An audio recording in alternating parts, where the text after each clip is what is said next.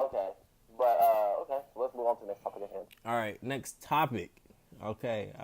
Again, did not write these down. So, We're talking best about the, one-on-one offensive players in the league. Who you got? uh, Uh, Philip, go ahead. Who you got? James Harden. Why? One-on-one. Why? Okay, real quick. Are we talking about one-on-one, like, at all times, or one-on-one, like, in the context of an NBA game? No offense. What's the difference? If I isolate you, Look, if you say, hey, let's play one-on-one, where we going? The rec? You say, let's play one-on-one, where we going? The league? All of a sudden, there's referees on that kind of stuff, it's going to be a different game. Because especially for James Harden, it's going to be a completely different game. You know what I mean? you don't think that step which back translates everywhere, With those fouls. bruh? If we go to the league, I mean, if any of us go to the rec with James Harden, or what? Oh, no. You think he's not beating us with that step back? I know he's taking my ankles fully with that step back. There's more to his game than that, though, when it comes to playing one-on-one in the context of like, an NBA with the ref and all kind of stuff. But then, like, it's going to be different, like, otherwise. So, like, because if we're playing, like, one-on-one, like, in the practice, or, like, one-on-one, all kind of stuff, I'm going to think differently. But, like, one-on-one in the context of, like, an NBA game, for what we see in the NBA game, my choice is going to be James Harden. Okay. I guess. Calvin, who you got? Come back to me. I'm thinking about it. Of course. All right, Levi, what about you? Of course, I'm gonna go with James Harden. No, actually, I'm gonna go against the opposition. I'm gonna go with Kevin Durant. Come on, bro. I'm gonna go Smart with man. Kevin Durant. Smart I'm man. gonna go with Kevin Durant. Smart man. You just said the opposite guys. Right? Whatever. Before we launched, Levi said James Harden. But I didn't say James Harden, but I mean he took my guy, so I gotta go with Kevin Durant. you can still go James Harden, bro. It's your opinion. I agree with you. I didn't take it. I agree with you too. I agree with you. No, you don't. You didn't say James. Actually, I do. If I want like the whole title, I agree with you, but I'm gonna go with Kevin Durant for now. Okay. Mainly because he has an all-around game. He's from 40. He has a post game. James Harden does not have a post game. That's one thing you could say. But the thing he does have, and I put myself in the rough. I'm gonna go with James Harden. Freaky. I'm going with James Harden, dog. Let us know when you're ready to decide. Bro. I'm gonna go with You James said this Harden. about 3 times. Bro. See, I gotta go with it. Calvin, you ready? Yeah, I think I'm gonna go with Kyrie Irving. Okay. That's why Kyrie? Cause as we mentioned earlier, there's a bit of difference that we're talking about if you're isolating them in a game, or if you're gonna drop them in the middle of a wreck. Like Kyrie's game is gonna be fine either way. Yeah. Like unlike James Harden, a third of his points does not come from free throws. Like he doesn't take 11 free throws a game, right? Okay. Yeah. So, like everything he does in an NBA game, he can do to you in a wreck, and you just have to deal with it regardless. Okay. All right. So I got to go with Kevin Durant. You don't. What'd you say? Hold up. Didn't you just get on Levi for picking Kevin Durant? No, I got on Levi for picking Kevin Durant because before the podcast went, he chose James Harden, and then he switched up for some strange reason. And then switch back again. Right? Flip floppy. No, I got to go with Kevin Durant. He can literally do everything. 7 feet tall, shoots from 3-point line, mid range, gets to the rim. Wish he had a better handle, but he's 7 foot tall, so it doesn't really matter. He can shoot over everybody. As far as I'm concerned, from every aspect of basketball, still the best scorer that I have seen since like Kobe Bryant. Who's better than a prime Melo? Yeah. I still have to agree. Yeah. He's better. He wins from the three. Melo got him all day on the block mid-range game, and I think this is just me personally. I think Kevin Durant's a better finisher, so I got to go with KD over Carmelo. Oh God, I just think people forget prime Melo. You know what I mean? Like I think people just forget. Like last couple of years in Denver, early years in Knicks, like Melo was nasty. But okay, I got you. I don't know. I just think that James Harden can't. First of all, both these players can't be stopped. Well, I'm talking about ours. Kyrie just stops himself. Yeah. But Kevin Durant and James Harden, they're impossible to guard, especially coming to the context of NBA game, right? They're literally impossible to guard. The thing about James Harden is Kevin Durant kind of patented that swing through move, right? And now the swing through to make it seem like you're gonna shoot from the three that a lot of people end up doing, and they end up changing the rules for. But James Harden, how he draws some fouls, he ain't changing the rules for that, at all. You know, that he still gets all those calls because those rules are not going to be changed anytime soon. If they are, it's going to be the next 2-3 years because they can't figure out how to change it.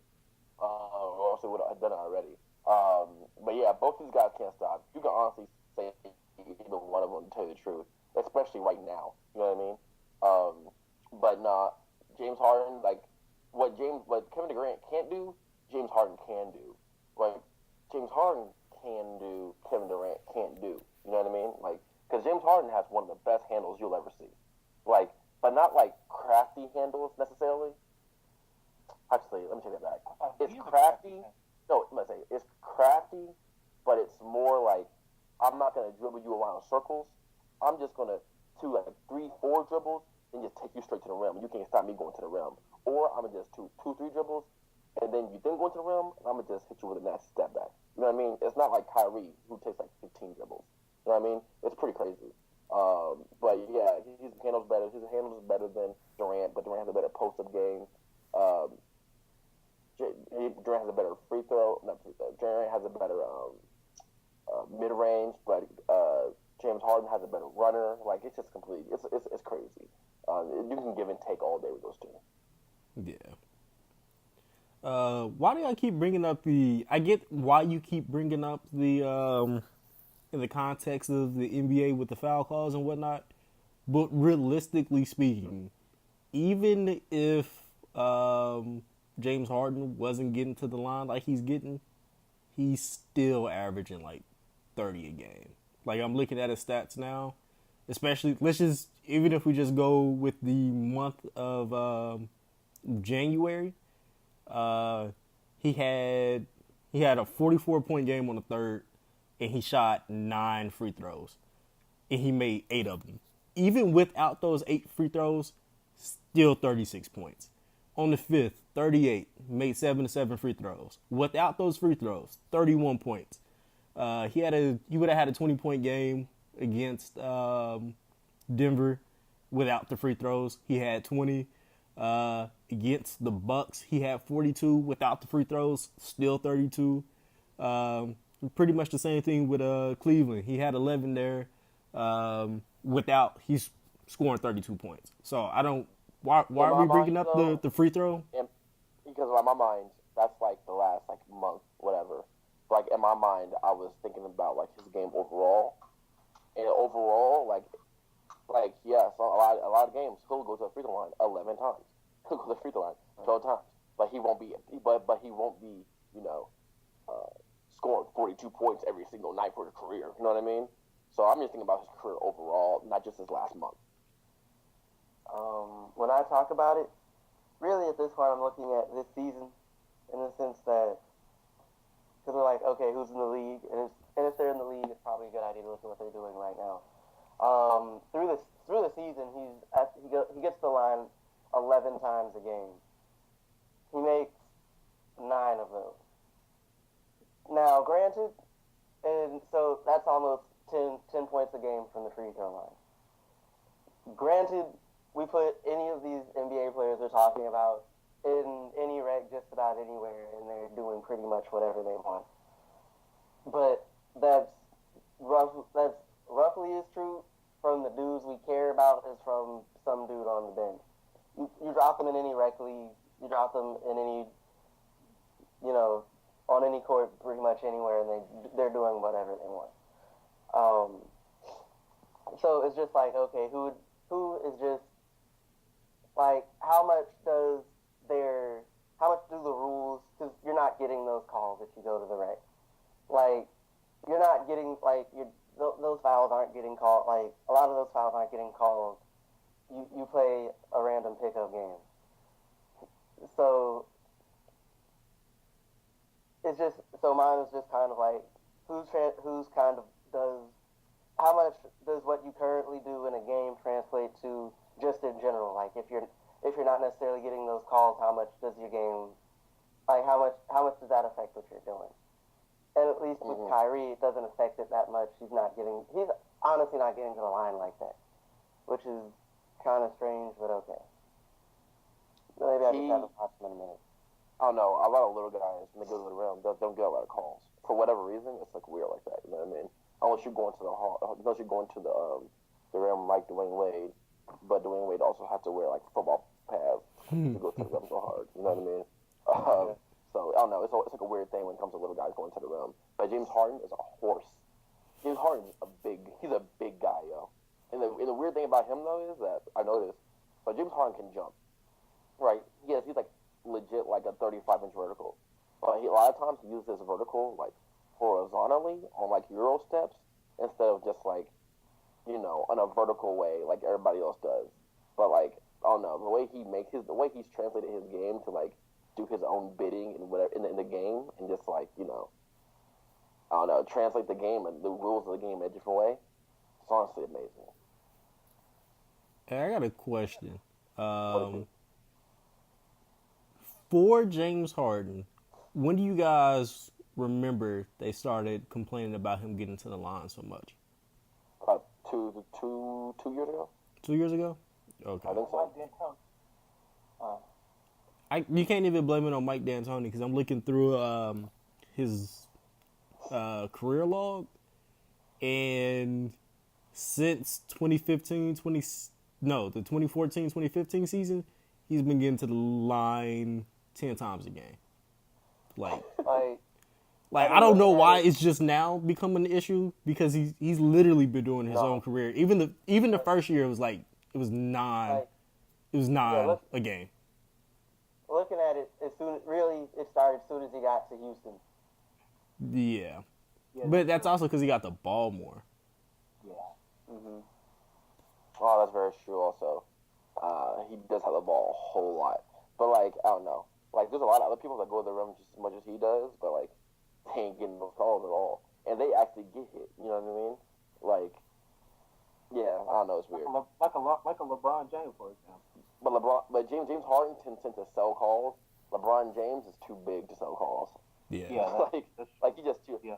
It's gonna come off him a little bit different when he gets hit in the head than when somebody even slightly smaller gets hit in the head. You know what I mean?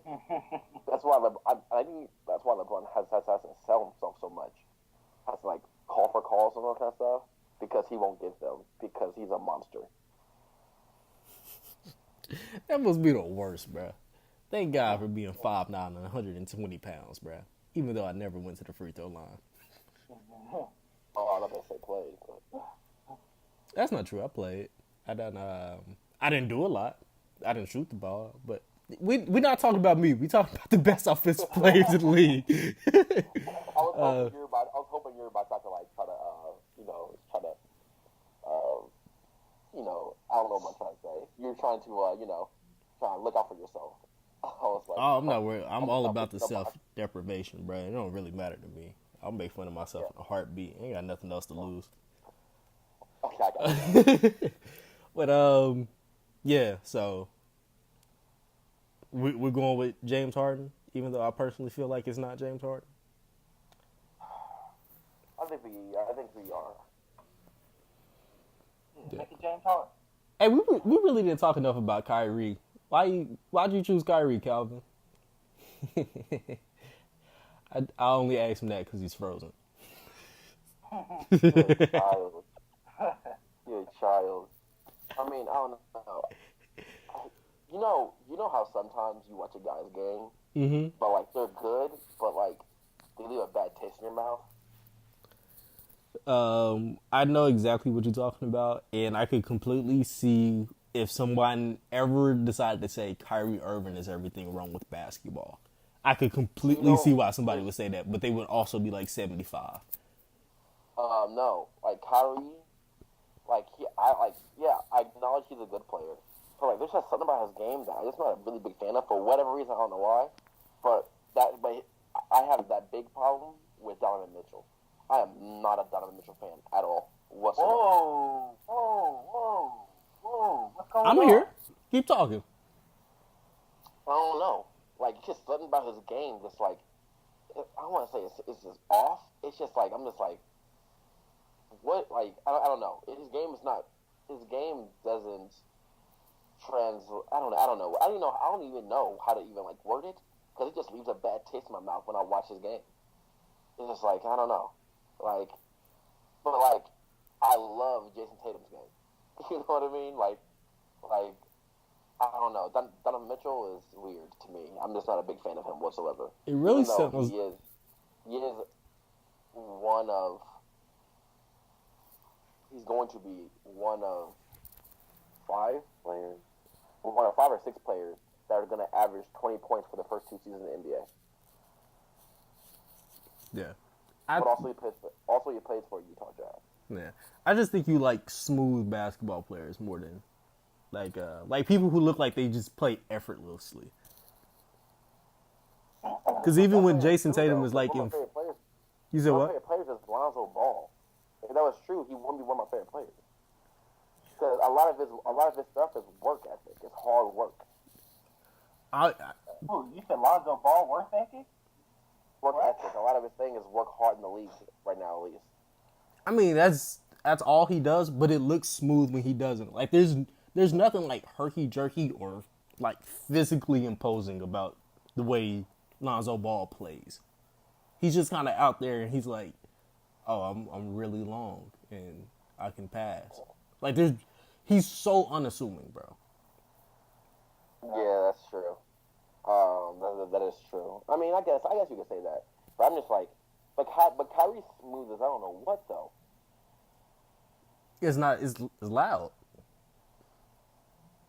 That's all his game is loud. Like him scoring 20 points is like most people, especially if it's a highlight field night, is like somebody else scoring 40. It's a lot of highlights. You're going to see something on every single play, whether he makes it or misses it. It's going to be a loud event, and he has to do a lot to score. He's like you were saying, he's taking 15 dribbles to get a shot off. I tend to like that's true. I tend to like the he got a silent 20. He got a silent this. He got a silent that. The intangible type players. Kyrie's game is not intangible at all. Donovan Mitchell's game is not intangibles at all. Yeah. It's very loud, as you said. So yeah, that's accurate. I got a question for you. You have to like Mike Conley. Who, me? Yes. I don't watch the Grizzlies enough to tell you the truth. Like, but you never watched Mike Conley in the playoffs? I do watch Mike Conley in the playoffs. Oh, okay. He's like whatever. He's like whatever to me. Like, I don't dislike him. I don't like him. He just kind of is a player in the league that exists. You know what I mean? You're a weirdo. I don't know. But, like, when that was it 2 years ago when he played San Antonio, and it was him and Kyrie, or not him and Kawhi Leonard going back and forth, like at the very end of the game, the playoff game. I don't even remember that. Say it again? I don't remember that. Oh, fantastic game. Kawhi Leonard scored like 12 or 15 points in a row, and like Conley would just go back at him, and Kawhi Leonard was like guarding Mike Conley. It was like one of the greatest things I've ever seen in my life. But but like, you know, Mike Conley's been around for a long time, but like, I don't know, I have no real opinions about Mike Conley. He just exists and he's good on the Grizzlies. You know how every bad team or every like mid-major team has mid-major. God, the boys mid-major. Middle of the market team has those good players on them. Uh-huh. Like franchise players. Like, yeah, Mike Conley's one of those guys. I'm just like, yeah, he cool. But apparently he's Kanye West's favorite player, so. This is the first I've heard of that, so okay. It's true. Like, Mike Conley in an interview said that one night he was sleeping, he woke up to a phone call, and it was just Kanye. And Kanye was like, bro, I love your game. You one of my favorite players. And started talking to his ear about how much he loved his game. And Mike Conley was like, halfway asleep. Okay. It was a really random interview that I saw Mike Conley too. It was like, okay, whatever. Man. Oh, wow. Yo, if you look up Mike Conley in high school compared to Mike Conley today, he looks exactly the same. He just looked like he got a woke hairstyle. That's it, bro. He's J. Cole. There is I went to college actually with a guy who went to the same high school as Mike Conley. Did you go to high school with him? No. Of course they went not. to the same high school, so that ain't nothing, right? I mean, nothing. Okay, never mind then. He's now a Christian rapper. Shout out to Onaj. That's nice.